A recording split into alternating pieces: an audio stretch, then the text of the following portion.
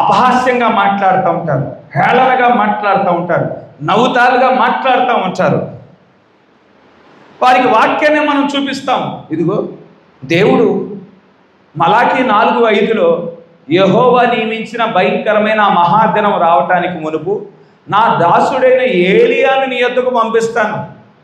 ఆయన వచ్చి తండ్రుల హృదయాన్ని పిల్లల తట్టు, పిల్లల హృదయాన్ని తండ్రుల తట్టు త్రిప్పును అని వాక్యంని మనం ఎత్తి చూపిస్తూ ఉంటాం. ఇదిగో వాక్యంలో దేవుడే రాశాడు కదా, భయంకరమైన యెహోవా నియమించిన భయంకరమైన దినము రావటానికి మునుపు ఏలియా ఆత్మ కలిగిన తన దాసుని, తన ప్రవక్తను పంపిస్తానని దేవుడే వాక్యంలో రాసించాడు కదా.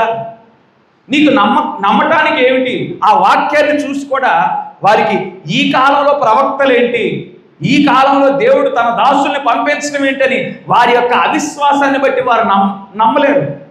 వారిని అడిగితే మళ్ళా మేము క్రైస్తవులమే, మేము యేసుక్రీస్తుని ఆరాధించేవారమని చెప్తారు కానీ వాళ్ళు వాక్యాన్ని నమ్మని వారిగా ఉంటారు. వారికి అనుకూలమైన వాక్యాన్ని నమ్ముతారు. ఏదైతే వాక్యము ఇబ్బందికరంగా ఉన్నదో దానిని మాత్రం పక్కన పెట్టేస్తూ ఉంటారు.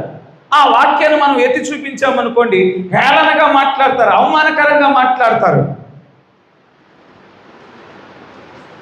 అటువంటి వారి పరిస్థితి ఏమిటి?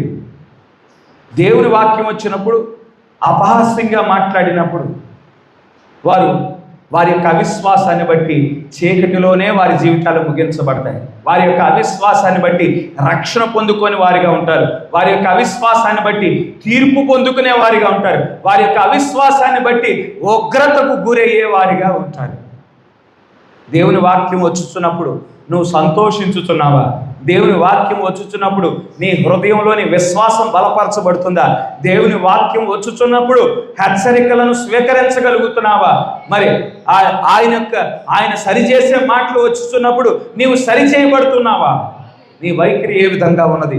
ఒక్కసారి మన జీవితాలను మనం వివేచించుకోవాల్సిన అవసరత ఉన్నది.